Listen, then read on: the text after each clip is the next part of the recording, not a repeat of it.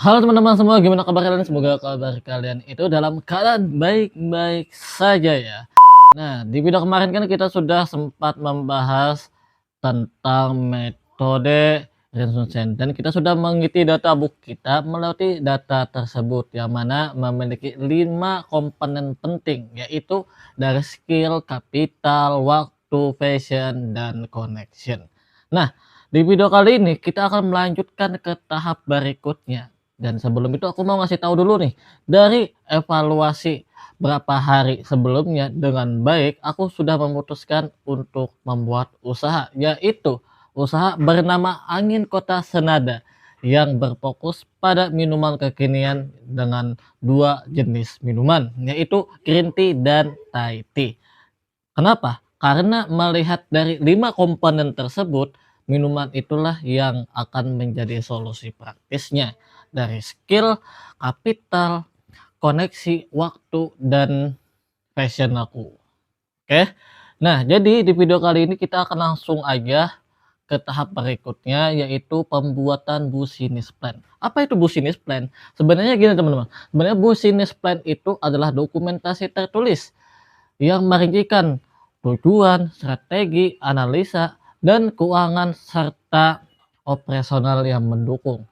Business plan juga menjadi panduan bagi para pengelola bisnis untuk menjalankan semua aktivitas mereka sehari-hari. Bukan hanya sekedar bisa menarik investor, kreditor, ataupun mitra kerjasama, business plan juga membuat kita lebih tahu apa produk kita, apa usaha kita itu berjalan di bidang apa, siapa target pasar kita, strategi kita apa, keuangan kita bagaimana. Nah, itulah yang dirincikan oleh business plan. Tapi, business plan itu biasanya dibikin secara Word pakai laptop. Nah, kalau simpelnya itu dibikin seperti proposal. Akan tapi di sini aku, kalau kalian nggak bisa bikin secara proposal melewati Word yang ada di laptop atau kalian nggak punya laptop, tenang aja, kita pakai metode selain itu yang lebih simpel. Pakai apa? Pakai kertas. Sesimpel itu. Karena simpelnya business plan itu adalah perencanaan kita gitu ya kan, perencanaan kita dalam membangun usaha. Jadi, eee, peluang-peluang yang bagi kita itu enggak ada, kita jadikan ada. Kita hadirkan dan kita lahirkan supaya menjadi ada. Yaitu nggak bisa bikin Word, nggak pernah belajar, kita bukan mahasiswa, kita pakai secara tertulis aja. Oke, langsung aja, di sini aku mau ngasih tahu bagaimana caranya. Nah, jadi di sini aku udah sempat menulis ya, business plan aku, akan tapi ini tidak sempurna banget, tapi ini akan menjadi contoh untuk kalian bagaimana dan apa yang dimaksud dengan business plan itu tersebut. Jadi, business plan itu yang harus kalian isi itu adalah ringkasan eksekutif. Apa itu ringkasan eksekutif? Lebih tepatnya ringkasan eksekutif itu lebih ke profil usaha kalian. Usaha kalian itu apa, logonya apa, mempunyai ciri khas apa. Nah, jadi bukan hanya sekedar kalian itu bikin usaha, akan tapi kalian tuh lebih mengenal usaha kalian itu seperti apa. Setelah ringkasan eksekutif ada yang namanya visi misi, nilai inti, serta identitas merek. Di sini langsung aku beri contoh ya. Pertama, ringkasan eksekutif. Usaha yang beroperasional di dunia UMKM fokus di minuman kekinian, sehat, dan premium yang memiliki standar operasional yang baik, memiliki ciri khas dan kombinasi warna yang mempunyai maknanya tersendiri, yaitu usaha Angin Kota Senada. Terdiri dari 2 elemen warna yang elegan, yaitu hijau tua, melambangkan kenikmatan aroma cita rasa yang menggugah selera. Putih melambangkan profesionalitas dan kualitas serta memiliki SOP yang sesuai. Angin Kota melambangkan nama yang siap bersaing di mana aja, di dalam ataupun di luar kota. Senada melambangkan kelengkapan ataupun kombinasi dari warna dan kata yang membuat irama perusahaan berjalan dengan sesuai prosedur. Lokasi Angin Kota Senada ada di Banjarmasin, Kalimantan Selatan. Jalan sekian, area padat dan banyak pengunjung lokal yang mencari minuman saat pagi, siang, sore, dan malam. Nah, itulah yang dimaksud dengan ringkasan eksekutif profilnya dari usaha kita. Ini udah jelas nih usaha kita itu di bidang apa ya kan, udah tahu. Lanjut ke visi misi. Visinya apa? Jadi visinya di sini adalah memperluas serta memperkuat dunia UMKM dengan SOP yang tidak kalah saing dengan perusahaan besar serta membuka lowongan kerja untuk yang minat dan niat. Kalau sudah visinya kita isi, pasti harus ada yang namanya misi. Misi kita apa? Satu, menyajikan Thai tea dan green tea bervarian rasa bla bla bla berkualitas tinggi menggunakan bubuk dari supplier yang kita dapatkan, yaitu bubuk Forest. Yang kedua, menetapkan standar operasional yang baik sebagai contoh bagi UMKM lainnya. Yang ketiga, memberikan peluang kerjasama dan membuka lowongan kerja yang memiliki minat dan niat. Setelah visi misinya sudah diisi, baru kita lanjut ke nilai inti. Nilai intinya apa? Kualitas, profesionalitas, konsistensi, dan keberlanjutan. Setelah nilai intinya selesai, baru kita tulis identitas merek. Identitas merek kita apa? Warna khas hijau tua dan putih, serta nama angin kota Senada yang bersimbol kemampuan bersaing luas dan sinkronisasi seluruh aspek bisnis. Setelah ringkasan eksekutif, visi misi, nilai identitas, nilai inti dan identitas merek sudah terisi, barulah kita lanjutkan ke apa? Ke target pasar kita siapa. Aku beri contoh nih. Contohnya dikarenakan aku ada di Kalimantan Selatan, Kota Banjarmasin, jadi kita coba analisa nih.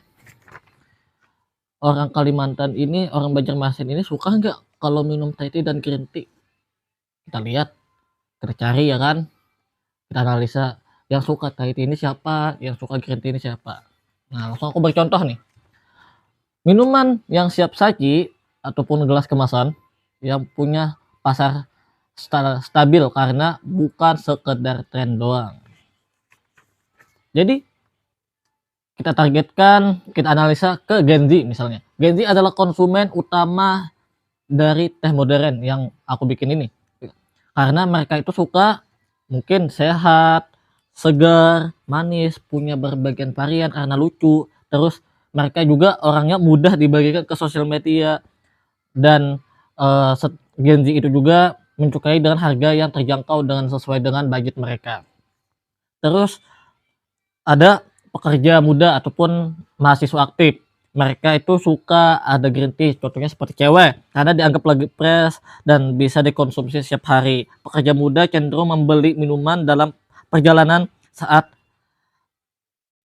pergi ataupun pulang ke rumah. Nah, jadi kalau pekerja itu biasanya kalau mau beli itu saat pulang dari kerja ataupun mau berangkat kerja, kayak atau mahasiswa yang mau dari pulang dari kampus mampir ke tempat kita bisa ya kan. Itu analisanya gitu, itu hanya sekedar contoh ya. Nah, jadi kita sudah dikarenakan kita sudah menganalisa, berarti kita targetkan nih siapa pembeli kita. Oh, ternyata Gen Z. Anak Gen Z ini anak-anak apa sih? Anak-anak remaja. Umurnya berapa sih? Oh, ternyata mulai dari umur 12 sampai 17 tahun misalnya. Terus mahasiswa sampai pekerja itu di umur dari 18 sampai ke 25 ke 25 ke atas. Bisa. Nah, itulah yang dimaksud dengan strategi ataupun analisa pasaran. Lanjut, kalau sudah kita ringkasan eksekutif kita sudah kita isi, terus analisanya kita sudah kita isi juga, baru kita lanjutkan ke deskripsi produk. Deskripsi produk itu apa sih? Nah, deskripsi produk itu maksudnya produk kita itu seperti apa sih gitu. Contoh, Thai tea. Nah, Thai tea itu seperti apa? Rasanya manis, misal terbuat dari teh alami, terus bubuknya dari forest. Pembuatannya bagaimana? Taburkan bubuknya sekitar 30 gram dan segala macam bla bla bla bla. Nah, gitu. Mempunyai varian, misal ada varian Thai tea original, susu dan segala macam gitu. Kalau sudah, baru lanjut ke strategi pemasaran dan penjualan. Apa itu strategi pemasaran dan penjualan? Nah, strategi maksudnya gimana? Maksudnya itu kita mempromosinya itu, memasarkannya itu bagaimana? Dikarenakan kita sudah tahu nih targetnya siapa, contoh ke Gen Z, supaya kita bisa tembus ke generasi mereka. Gimana caranya? Gen Z itu suka apa sih? Oh ternyata Gen Z itu nggak lepas dari sosial media. Berarti kita bisa mempromosikannya lewat sosial media ataupun pesanan online. Atau kalau pekerja gimana? Dia jarang buka HP. Berarti dia biasanya kalau lewat ngelihat spanduk kita. Nah, berarti kita bisa mempromosikan secara langsung gitu. Terus kalau kita sudah dapat nih, mereka udah datang, mereka beli tempat kita, supaya mereka bisa balik lagi gimana? Kita gunakan dengan program loyalitas.